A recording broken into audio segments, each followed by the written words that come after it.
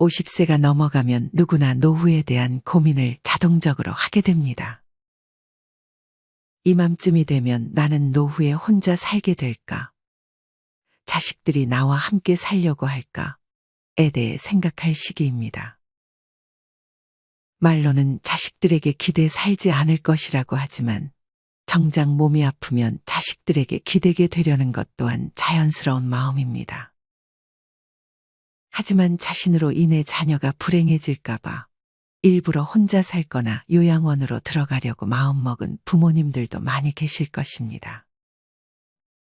자식이 어떤 선택을 하든 우리 부모님들은 대개 자식들을 미워하지 않습니다.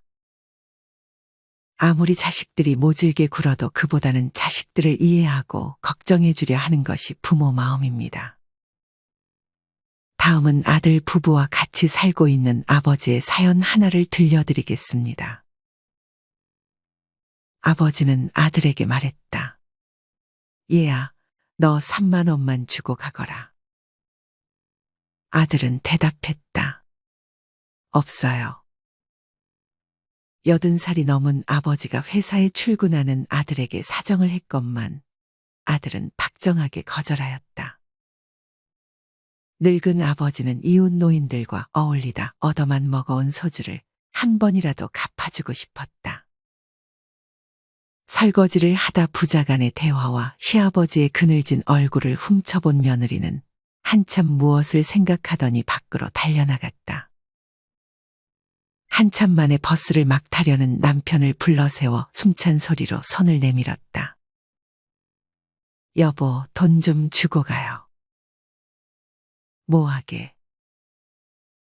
애들 옷도 사 입히고 여고 동창생 개모임도 있어요. 안주머니에서 5만 원 가량을 꺼내 헤아리며 담배값이 차값이 어쩌니 하는 것을 몽땅 빼앗아 차비만 주고 집으로 돌아왔다. 그리고는 아파트 양지 바른 벽에 기대 하늘만 바라보는 시아버지께 돈을 내밀었다. 아버님, 이 돈으로 드시고 싶은 소주도 잡수시고 친구들과 대공원에도 가고 하고 싶은 대로 하세요. 연신 눈물이 쏟아지려는 시아버지는 며느리가 고마워서 말을 잊은 채 어떻게 할지 모르는 표정이었다. 그날 저녁에 남편이 퇴근하고 돌아왔다. 그리고는 왜 애들 얼굴에 꾸중물이 찌찌하게 이렇게 더럽느냐고 말했다. 그 이튿날도 또 그 다음 날도 애들 꼴이 더러워져 가고 있었다.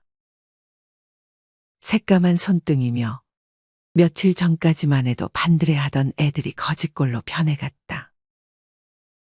남편은 화를 벌컥 내어 고함을 쳤다.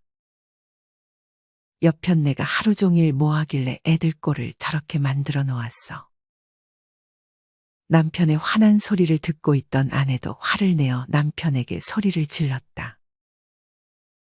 저 애들을 곱게 키워봐야 당신이 아버지께 냉정히 돈 3만 원을 거절했듯이 우리가 늙어서 3만 원 달래도 안 줄 거 아니에요. 당신은 뭐 때문에 애들을 깨끗이 키우려고 해요. 아내에게 기가 질려버린 남편은 고개를 들지 못하고 늙은 아버지의 방문을 열었다. 늙은 아버지는 아들의 무정함을 잊은 채 어서 방으로 들어오라고 했다. 늙은 아버지는 회사 일이 고되지 않느냐, 환절기가 되었으니 감기에 조심해야 한다고 어린애처럼 타이르고 있는 것이다. 아버지의 덧없는 사랑에 아들은 그만 엎드려 엉엉 울고 말았다. 독일의 속담에도 한 아버지는 10아들을 키울 수 있으나 10아들은 한 아버지를 봉양키 어렵다는 말이 있다. 자식이 배부르고 따뜻한가를 늘 부모는 묻지만 부모의 배고프고 추운 것은 자식들은 마음에 두지 않는다. 자식들의 효성이 아무리 지극해도 부모의 사랑에는 미치지 못한다. 우리는 부모가 짐이 되고 효가 귀찮게만 생각되는 세상에 살고 있다. 그러나 효는 옛부터 가족을 사랑으로 묶는 밧줄과 같은 것이다. 효의 씨앗을 심고 가꾸는 일은 부모가 자식에게 효를 내리 실천해 모범을 보이는 일이 꼭 필요하다. 이 사연을 듣고 어떤 생각이 드시나요? 아버지는 자식이 자신을 모시고 산다는 것에 미안함을 많이 가지고 있었을 것입니다. 그래서 아무리 자식이 모질게 대해도 자식에 대한 미안함과 걱정으로 원망보다는 안쓰러운 마음이 더 크셨을 것입니다. 그 마음을 진작 알아차린 며느리의 행동 또한 감동적이었습니다. 이렇게 자식은 부모의 마음을 헤아리고 부모는 자식의 마음을 헤아린다면 사실 같이 산다고 해도 행복하게 잘 살 수 있을 것입니다. 만약 서로의 마음을 헤아려주고 이해해주지 못한 채 같이 살기만 한다면 부모와 자식 부부는 서로에게 불평불만만 쌓여갈 것입니다.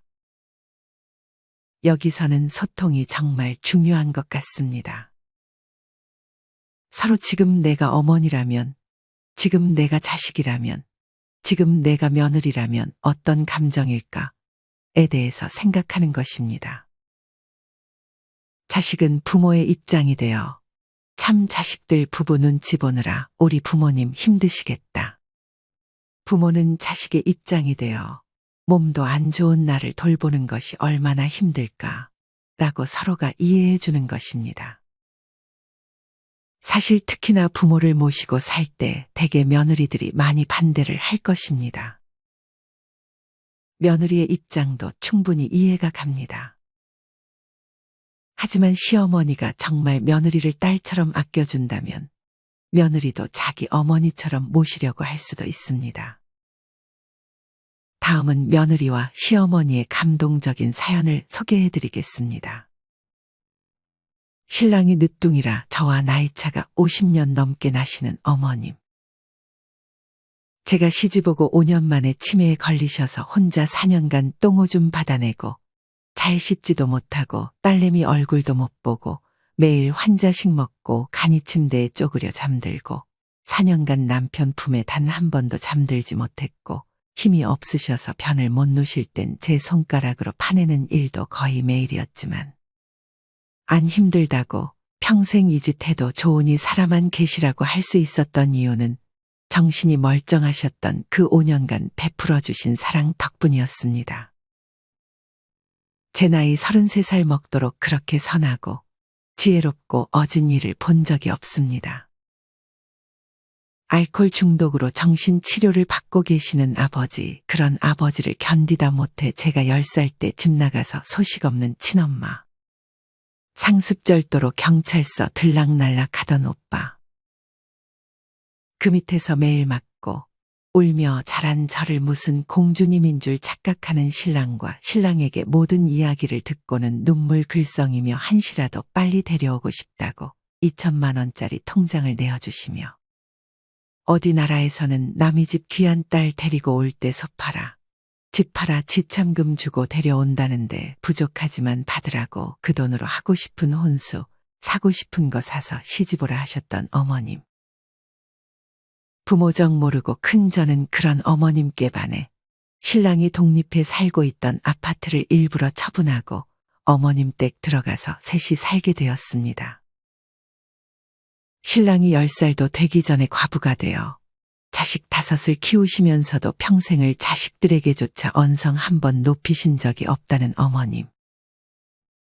50 넘은 아주버님께서 평생 어머니 화내시는 걸 본 적이 없다 하시네요. 바쁜 명절날 돕진 못할 망정 튀김 위에 설탕병을 깨트려 튀김도 다 망치고 병도 깬 저에게 1초도 망설임 없이 아무 소리 말고 있거라 하시고는 늙으면 죽어야 한다며 당신이 손에 힘이 없어 놓쳤다고 하시던 어머님. 단 거 몸에 안 좋다고 초콜릿 접점 먹고 있는 제 등짝을 때리시면서도 나갔다 들어오실 땐 군것질거리 꼭 사들고 공주야 엄마 왔다 하시던 어머님.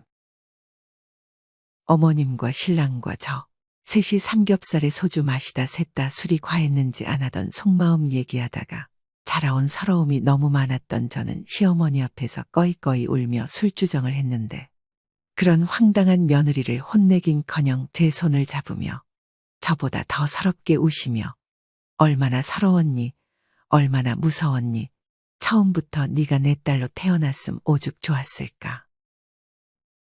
내가 더 잘해줄 테니 이제 잊어라, 잊어라 하시던 어머님.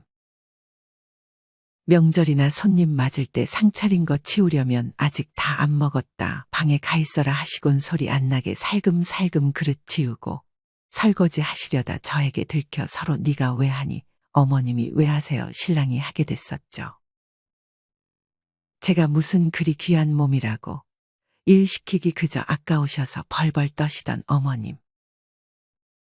치매에 걸려 본인 이름도 나이도 모르시면서도 험한 말씨 한 번 안 쓰시고 그저 곱고 귀여운 어린 아이가 되신 어머님. 어느 날 저에게 아이고 이쁘네 네 집 딸이고 하시더이다. 그래서 웃으면서 나는 여사님 딸이지요. 할머니는 딸 있어요 했더니 있지 하고 제 이름을 부르셨습니다. 그때서야 펑펑 울며 깨달았습니다. 시어머님 마음속엔 제가 딸 같은 며느리가 아니라 막내 시누이 다음으로 또 하나 낳은 딸이었다는 걸. 저에게 네가 내 제일 아픈 손가락이다 하시던 말씀이 진짜였다는 걸. 정신 있으실 때 어머님께 저는 항상 감사하고 사랑하고 잘하려 노력은 했지만 제가 정말 이분을 진짜 엄마로 여기고 대했는지, 왜 더 잘하지 못했는지, 왜 사랑하고 고맙단 말을 매일매일 해드리진 못했는지. 형편 어렵고 애가 셋이라 병원에 얼굴도 안 비치던 형님. 형님이 돌보신다 해도 사양하고 제가 했어야 당연한 일인데 왜 엄한 형님을 미워했는지. 말 한마디 행동 하나하나가 사무치고 후회되어 혀를 깨물고 싶은 심정이었답니다. 밤 11시쯤 소변 보셨나 확인하려고 이불 속에 손 넣었는데 갑자기 제 손에 10,000원짜리 한 장을 쥐어주시더군요. 이게 뭐예요? 했더니 소근소근 귓속말로 아침에 옆에 할매 가고 침대 밑에 있더라. 아무도 몰래 네 맛있는 거 사무거래이 하시는데 생각해보니 점심때쯤 큰아주버님도 왔다 가셨고 첫째, 둘째, 신우도 다녀갔고 남편도 퇴근해서 할머니 잘 있으셨어요. 인사하고 집에 들어갔는데 아침 7시에 퇴원한 할머니가 떨어뜨린 돈을 주우시곤 당신 자식들에겐 안 주시고 갖고 계시다가 저에게 주신 거였어요. 그리곤 그날 새벽 화장실 다녀왔다 느낌이 이상해 어머님 코에 손을 대보니 돌아가셨더군요. 장례 치르는 동안 제일 바쁘게 움직여야 할 제가 울다 졸도를 3번 하고 누워있느라 어머님 가시는 길에도 게으름을 피웠네요. 어머님을 닮아 시집살이가 뭔지 구경도 안 시킨 시아주버님과 시누이 셋 그리고 남편과 저. 서로 부둥켜 안고 서로 위로하며 어머님 안 슬퍼하시게 우리 우애 좋게 잘 살자 약속하며 그렇게 어머님 보내드렸어요. 오늘이 꼭 시어머님 가신 지 150일째입니다. 어머님께서 매일 저 좋아하는 초콜릿, 사탕을 사들고 오시던 까만 비닐봉지. 주변에 널리고 널린 까만 비닐봉지만 보면 눈물이 납니다. 어머님이 주신 꼬깃꼬깃한 10,000원짜리를 베개 밑에 넣어두고 매일 어머님 꿈에 나오시면 사랑한다고 감사하다고 말해드리려 준비하며 잠듭니다. 다시 태어나면 처음부터 어머님 딸로 태어나길 바라는 건 너무 큰 욕심이겠죠. 부디 저희 어머님 좋은 곳으로 가시길. 다음 생에는 평생 고생 안 하고 평생 남편 사랑 듬뿍 받으며 살으시길 기도해 주세요. 정말 감동적인 사연입니다. 하지만 며느리가 이 사연처럼 시어머니를 대하기를 기대해서는 안 됩니다. 며느리는 아들 때문에 도리를 하는 것이기 때문에 시어머니를 모시지 않는다 해서 서운해하는 것도 좋지 않습니다. 엄밀히 말하면 며느리는 피가 섞이지 않은 남의 자식입니다. 남의 자식에게 효도를 바라는 것은 욕심입니다. 며느리가 시어머니를 모시면 더없이 기쁜 일이고 정말 감사해야 할 일인 것입니다. 이렇게 며느리에게 직접적으로 기대하기보다는 그냥 내가 잘해주는 것이 좋습니다. 잘해줘도 며느리가 반응이 없다 해도 그래도 내 자식의 아내이고 나도 한때 며느리였던 때가 있었으니 그때를 생각하며 그냥 잘해주는 것입니다. 그것이 지속되면 며느리도 어머니의 마음을 알아줄 것입니다. 사실 이렇게 부모님을 모시는 것은 아들이 아니라 며느리가 그 역할을 거의 다 하게 됩니다. 며느리도 나이가 먹어가면서 몸이 점점 아파올 텐데 모시는 기간이 길어지면 당연히 힘들고 지칠 것입니다. 그러니 부모님들은 그런 며느리의 마음을 헤아려 주는 것이 좋습니다. 예전에는 부모님은 평생 자식을 위해 생을 사셨으니 노후에는 자식이 부모님께 정성을 다하는 마음으로 모셔야 하고 남은 인생을 자식에게 대우받고 살다 가는 게 맞다는 인식이 거의 대부분이었습니다. 부모님은 자식이 성장하고 가정을 일구고 살 때까지 아낌없이 주는 나무와 같고 평생 편안한 그늘이 되어준 존재입니다. 마지막 남은 얼마의 시간이라도 부모님께 할 수 있는 정성은 해야 한다고 생각하는 분들이 많았고 늘 성의껏 부모를 모시는 게 자식의 도리라고 생각했었습니다. 하지만 지금은 시대가 바뀌어 이런 생각이 당연하다고 말할 수 없습니다. 어떻게 하든 정답은 없지만 그래도 자식들은 부모님들께 그동안 받은 것들을 고마워해야 합니다. 아무리 자식을 낳은 것은 부모의 선택이기 때문에 자식은 부모를 부양할 의무가 없다고 한들 그래도 그간 받은 부모의 사랑을 생각한다면 부모님의 남은 노후 모시며 사는 것이 아니더라도 내가 할 수 있는 것만큼 부모님을 생각하고 연락하고 자주 찾아뵙고 하는 것이 좋은 방향이라고 생각합니다. 대부분 일에 치여 살다 부모님이 돌아가시면 그제서야 후회를 하게 되는 경우도 많이 있습니다. 또한 부모님이 아프셨을 때 바로 요양원에 보내려고 하지 마시고 몇 개월만이라도 집에서 모셔보면서 그 이후에 계속 같이 모시던 요양원에 보내시던지 결정하는 것도 좋습니다. 요즘은 부모님이 아프거나 치매가 오면 바로 요양원으로 보내려고 하시는 분들이 많습니다. 그리고 요양원에서 부모님을 잃으신 자녀들이 후회하는 경우도 많이 있습니다. 우리가 눈 감기 전 제일 생각나는 것은 살아생전 우리가 하지 못했던 것에 대한 후회입니다. 만약 내가 부모님을 모셔보지도 않고 이런저런 핑계를 대가며 바로 부모님을 요양원에 보냈다면 나중에 후회를 하게 될 가능성이 높습니다. 그러니 요양원에 보내기 전 배우자와 더 소통해가면서 잠시 부모님을 모셔보는 시간을 갖는 것도 좋은 방법인 것 같습니다. 사실 치매 부모님을 모신다고 해서 모두가 힘든 간병을 하는 것은 아닙니다. 다음은 순한 치매를 겪고 있는 어머니를 모시는 딸의 이야기입니다. 제가 치매 어머니를 모시는 입장에서 어머니가 순한 치매여서 그런지 저희 집은 평온합니다. 저희 어머니 치매 발병한 지 10년이 넘어갑니다. 아직까지 저희 어머니는 순하고 집안은 평온하고 좋습니다. 제가 볼 때 하지 말라고 얘기할 필요도 없고 치매 환자가 폭력적이고 도저히 감당이 안 되면 그땐 어쩔 수 없지만 그게 아니라면 잘 모시면서 즐겁게 생활하면 될 것 같습니다.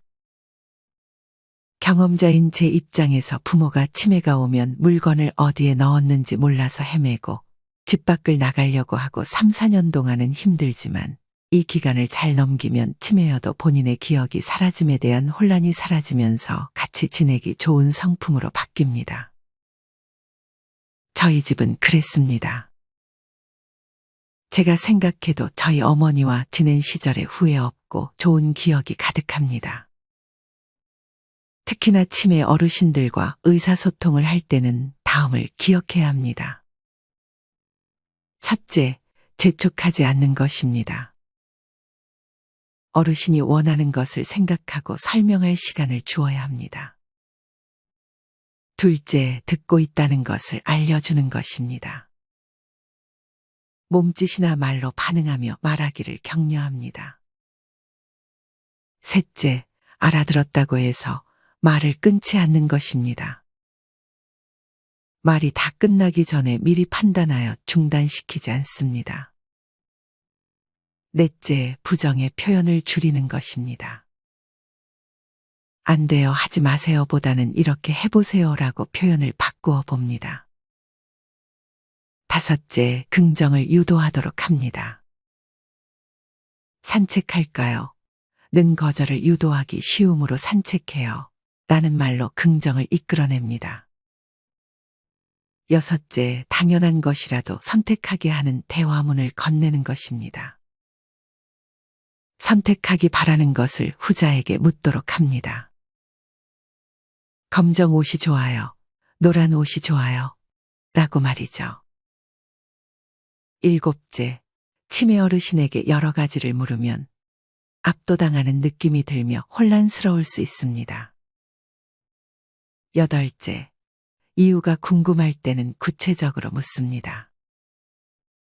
밥 먹기 싫다고 할 때에는 왜요? 보다는 조금 있다가 드시겠어요? 라고 구체적으로 묻습니다. 자식 부부와 노부모의 관계에서 가장 중요한 것은 서로의 말을 잘 들어주고 서로의 기분을 항상 헤아리는 것입니다. 자식은 부모님이 돌아가실 때까지 부모의 말을 들어주는 것이 좋습니다. 우리 부모님들은 기나긴 세상 모질게 살아오셨을 텐데 한 번, 두 번 말로 마음이 편해지실까요? 얘기하실 때마다 들어주는 것이 효도입니다. 세월 금방 가고 부모님 살아계실 날도 길지 않습니다. 부모는 자식에게 함께 해주셔서 감사합니다. 라는 짧은 말로도 크게 감동할 것입니다. 늙어서 부모가 살아있음에 감사하는 말인 것처럼 느껴지는 것입니다. 이 말은 부모님에게는 명언 같은 말일 것입니다. 부모님은 자식 며느리에게 고맙다, 자랑스럽다라는 말을 자주 해주세요. 직장 생활하면서 모든 걸 스스로 할 수 있게만 하고 도와준 게 없는 두 아들이 성인으로 잘 자라준 게 고마워서 고맙다, 자랑스럽다는 말을 문자로 보내거나 식사 때 해주는 것입니다. 그러면 자식들은 어렸을 때 엄마가 서운했던 때를 말할 것입니다. 이렇게 부모 자식 간의 대화를 많이 하게 되고 서로 이해하며 관계가 더욱 돈독해질 것입니다. 그러니 지금 당장 부모님, 자식, 며느리에게 감사를 표현하세요. 물론 안 하던 말을 하게 되면 쑥스러울 수 있지만 아무렴 어떤가요? 내 부모님이고 내 자식이고 내 며느리인데 말이죠. 처음이 어렵지 하다 보면 금방 익숙해질 것입니다. 나는 내 부모에게 어떤 자식이고 내 자식에게 나는 어떤 부모님인가요? 세상에 완벽한 부모도 완벽한 자식도 없습니다. 하지만 내가 할 수 있는 선 안에서 표현하고 노력하면 상대방은 그것을 다 느끼게 되어 있습니다. 마지막으로 제가 정말 좋아하는 김세실 시인의 엄마라는 제목의 시를 소개해드리며 영상을 마무리하겠습니다. 엄마. 듣기만 해도 정겨운 이름입니다.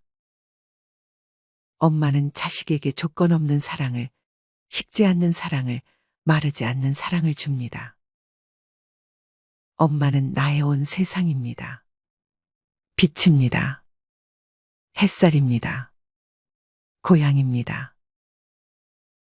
그러나 난 엄마를 위해 내어준 게 없습니다.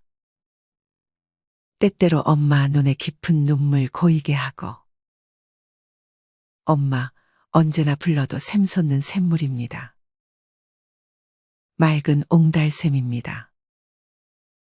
엄마는 내 잘못 다 용서해 주시고 안아주십니다. 엄마의 그 뜨거운 사랑으로 온 세상의 불씨는 환하게 녹아내립니다. 엄마, 아름다운 별이 있는 밤, 엄마 품에 폭 안기어 잠들고 싶어요. 엄마, 엄마, 부를수록 충만하고 가슴 저린 이름입니다. 이상으로 오늘의 영상을 마치겠습니다.